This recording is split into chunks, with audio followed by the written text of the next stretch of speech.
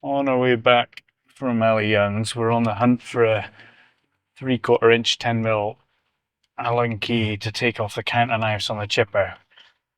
Frustratingly, all of the drivers are out and about doing repairs at the moment, so they don't have any in there just now, but I think we've got a 1/2 inch drive somewhere in the yard that we can try and see if we can get the counter knife bolts undone with that. So this could be fun.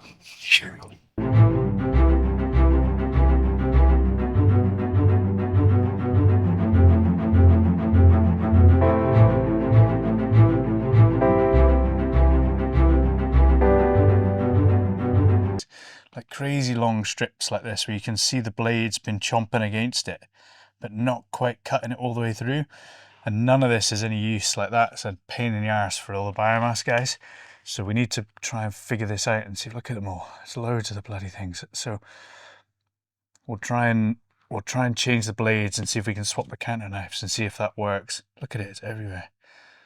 Yeah, need to get that figured out.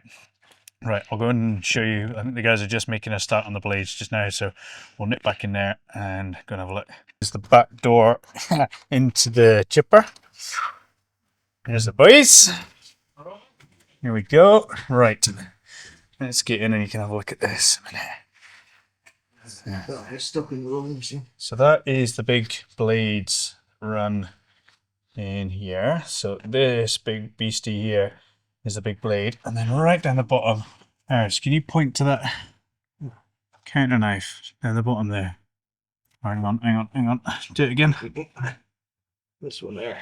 So yeah, that's it there. That metal bar that runs all the way along here that the blade pinches up against. You can actually see. Oh, hang on. Yeah. Hang on. Let's try that again.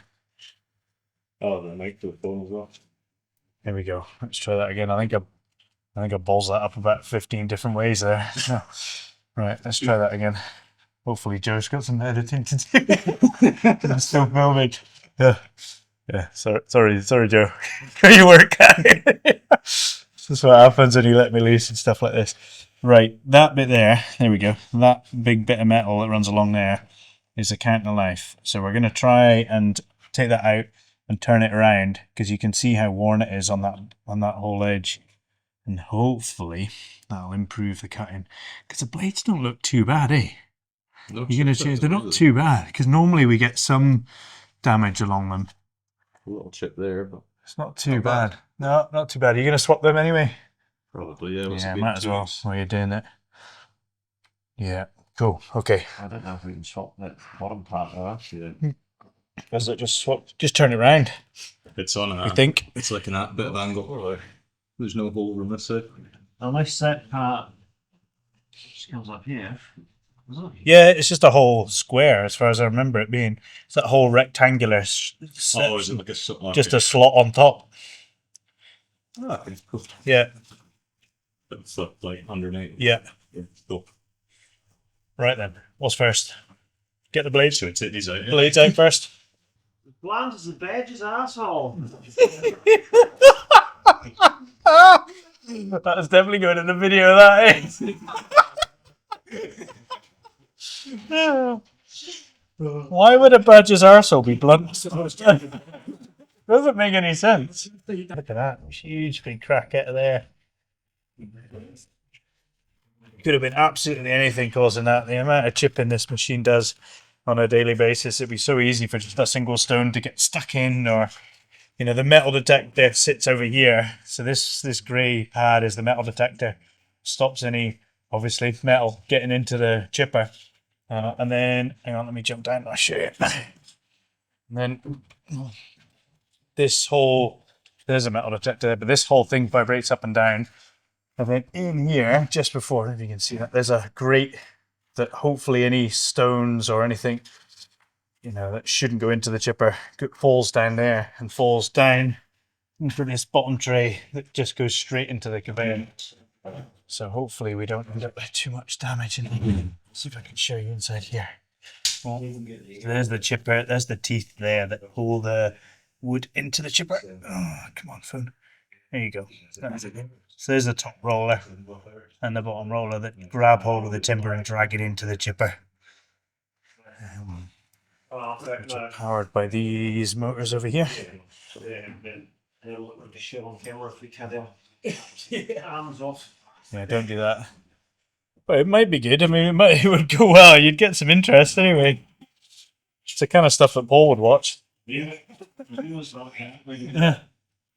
It's definitely the kind of stuff Paul would watch. Gruesome kind of delimbings. Excellent. Right. Now we should be able to get down to those counter knives at the bottom. Which is going to be, I don't know.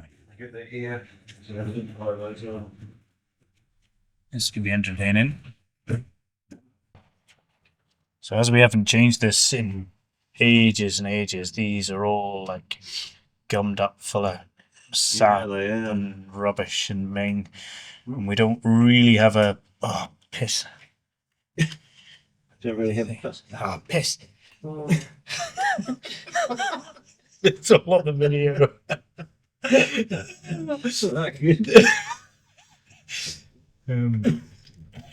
We don't really have the right tool for the job here, so we're just going to go hunting to see what we can find, and if not, I might have to take a trip up to Ali Young's to see if we can scavenge some parts and borrow a hex head socket, because we've probably got a socket for a 1/2 drive, but not a 3/4 with a long enough extension, because it would need to be like way out over here somewhere with a breaker bar, so it's massive, huge extension on it, or we try and put it on an impact driver and see if we can get it with the air gun or something like that maybe. So yeah, this could be entertaining. Oh, there it is.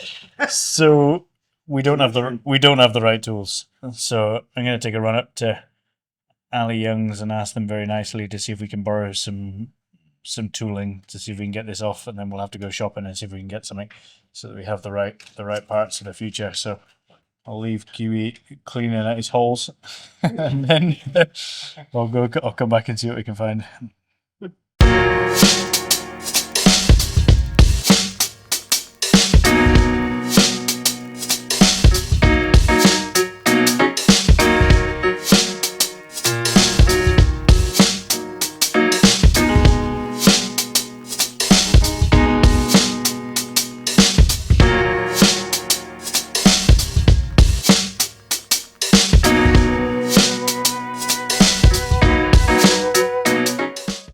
You winning?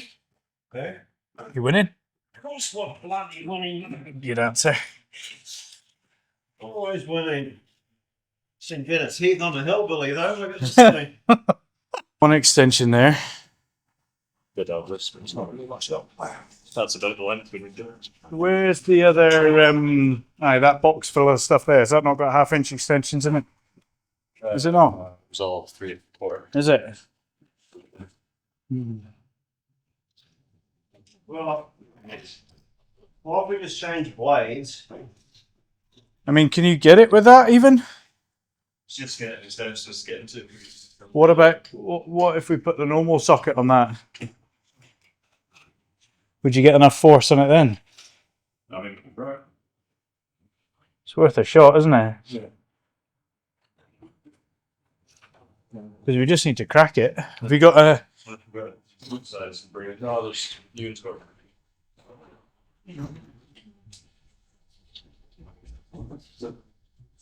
We've got two sets of Allen keys to have a go. yeah, Mark, nice. Hi, Jack and Joseph. But no. Well, do we need to take the bolts at the end of that thing? Do those come out? Yeah. Are they the new ones? You got Oh, nice. one of the extensions from that overset as well. Give us a bit more height. Extensions from there, maybe. Let's Give that give that a go.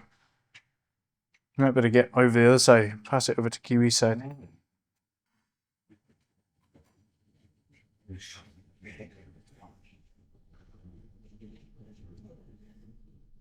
Just got that hole on the bottom of it to.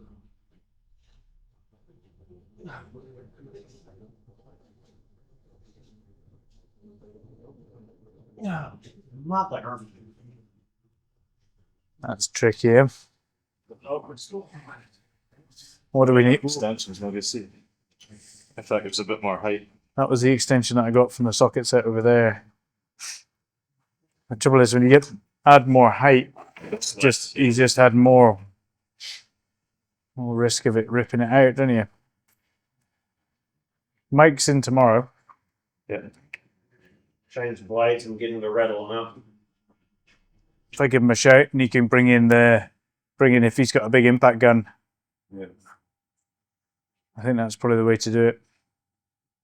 Okay, let's get the blades back in again then. And then we'll regroup and try again tomorrow. I think it's just going to waste us time. Yeah. Even new blades on there is going to make a difference, isn't it? Yeah. And then I'll see if I'll have a hunt around and see if we do have any more of those counter knives anyway. Because I swear I saw one, but I'll have a look. If not, we'll get some more ordered up, just so we can have a spare. That'd be worth looking at getting a rattling gun for this. Definitely. The fair bit colder this morning. Thursday today, so actually a bit of rain in the air, so I don't know, definitely a bit chillier this morning. Just give you a bit of an update where we got to with the kiln. So we're nearly there. I'll just flip the camera around and you can have a look. Let me just see if I can. There we go. Okay, so the main control panel is in now. So we had to kind of changed our plans a little bit. We're planning to just run a single cable underneath this duct in here that was going to go all the way along. And it comes up here. And that big, massive 50mm 5-core cable runs all the way, which is an arse of a job. It runs all the way up here. See it there, all the way along, all the way along, all the way along, and then all the way along that beam there. Then it drops down to that fuse board. You can see it right over there. So what an arse of a job that was. But we're in. Just spin you back around this way. So yeah, we had to run a double cable. So we're gonna have to put an isolator here, a big isolator box switch on the outside, and then split it into two from the bottom of the isolator. Come along under the duct in, and then one power cable goes up into one box and one goes into the other. Not quite sure how they communicate between the two yet, but we'll figure that out soon. But that's the majority of the wiring in now. So the sections are up on the roof. Vents are on. I'll just show you the door. Mike's done an awesome job of getting this door done. It looks amazing. So let me show you this. Turn around, you stupid thing. So there you go, check that out. The door locks are on. Just open this up a minute.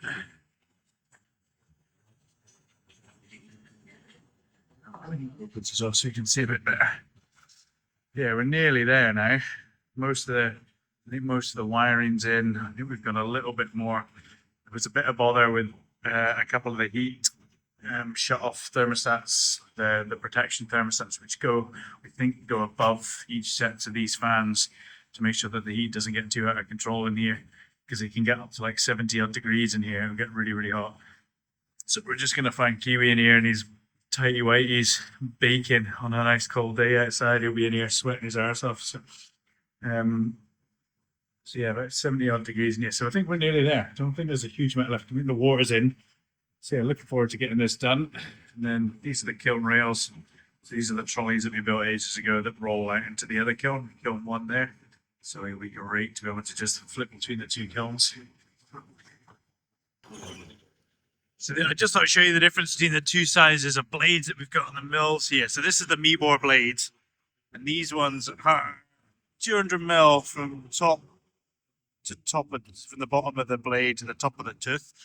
And these are some of the skinnier trap net blades. So we've actually moved up the size. So these are the smaller ones. So these are 50mm. We've actually gone up to 60mm on these now, I think. So just to give us a little bit more stability in the wood. But huge difference in the blades. And these are both stellite tipped. We get them both from Ernest Bennett. David Maxey at Ernest Bennett is awesome. If anyone uses them, they're just a fantastic company. Super easy to deal with, really, really knowledgeable. They do a delivery up to us every week, so every Friday morning the lorry comes up, picks up all the blades and drops off the nice sharp ones. So super sweet, super easy service, and just really, really, really, really good blades. So just as a bit of an idea, these blades are around about 500, 550 quid each.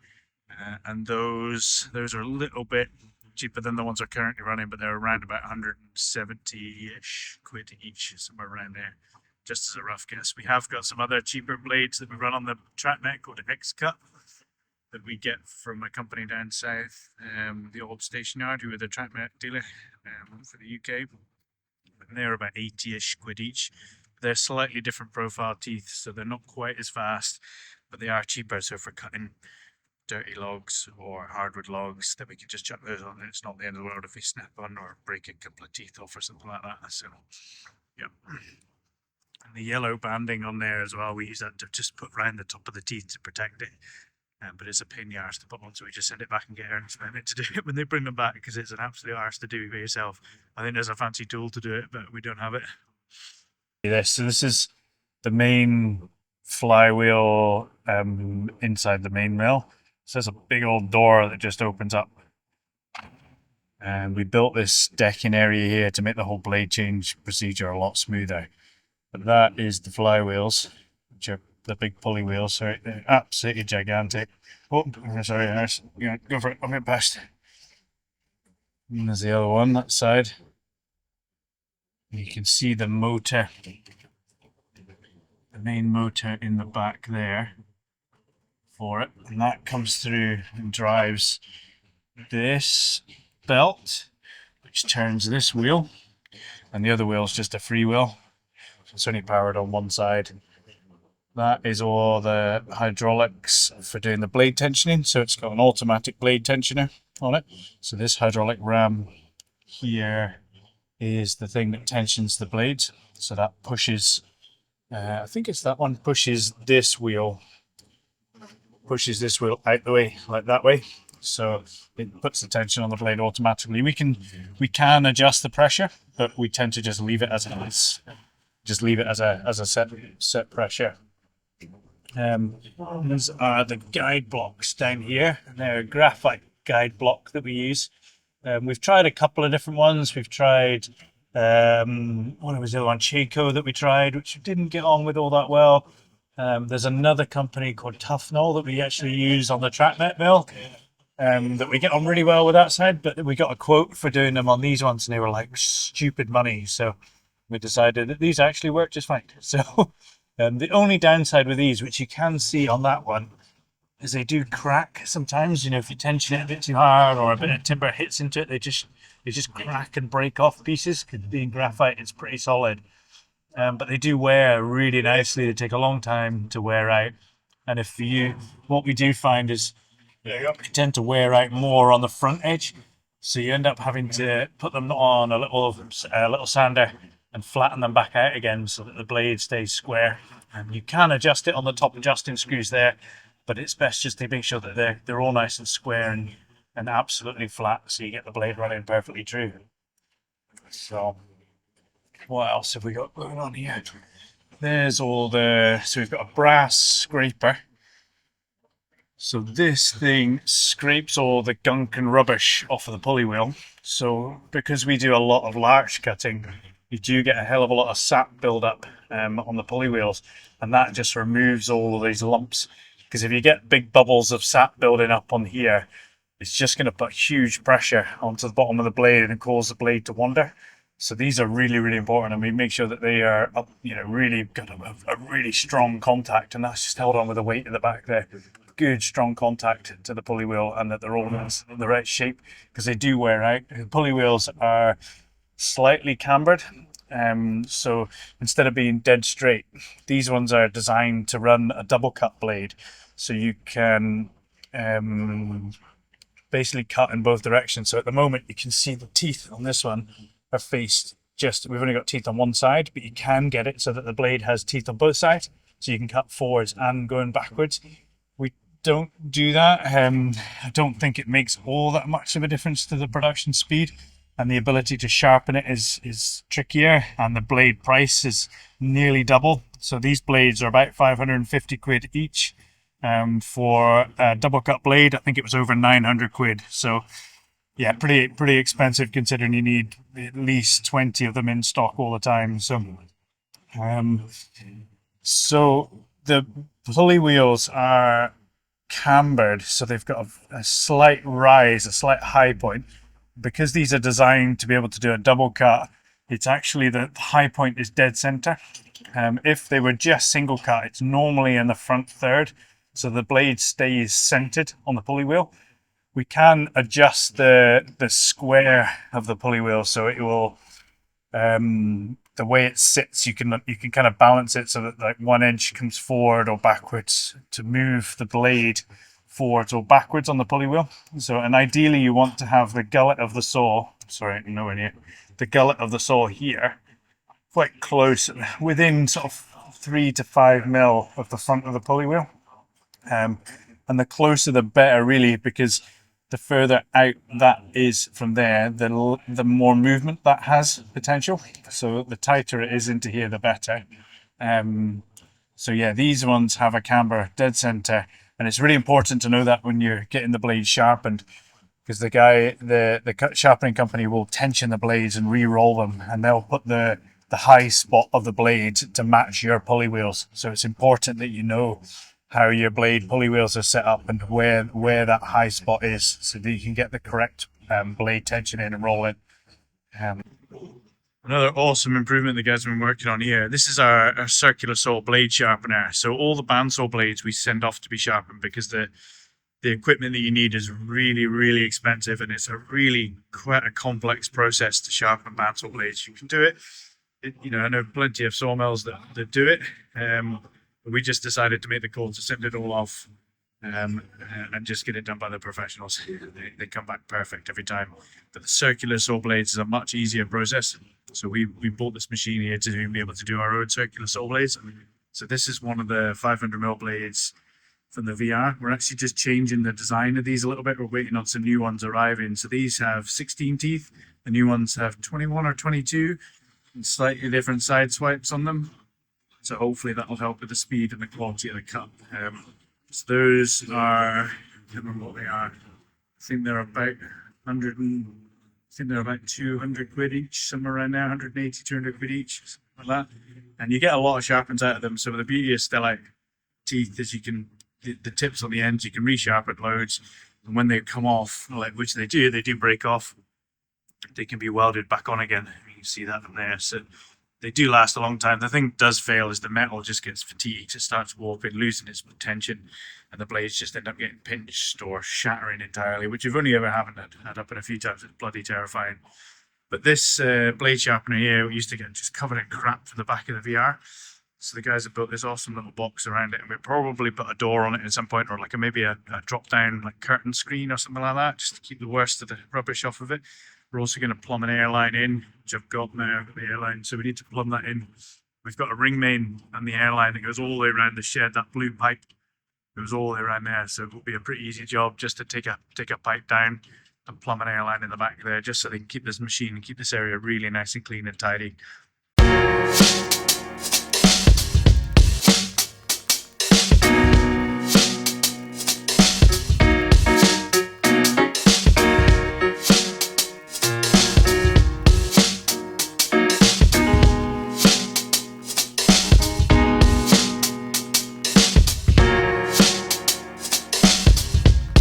Managed to get the chipper counter knives fixed, and look at the difference. What a difference that's made. So much cleaner, so much more uniform chip. I mean, look at this rubbish from before, the big long stringy rubbish all amongst this. No biomass boiler is going to be able to touch that, so what a difference that's made. Check this out. I'm going to look in here.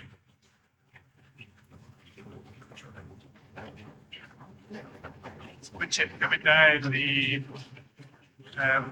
big conveyor that lifts up the chipper right at the far end there. Put through this rotating screen. Big rubble and all the fine stuff falls out into the previous bay. The heavy wood chip falls out into this stuff.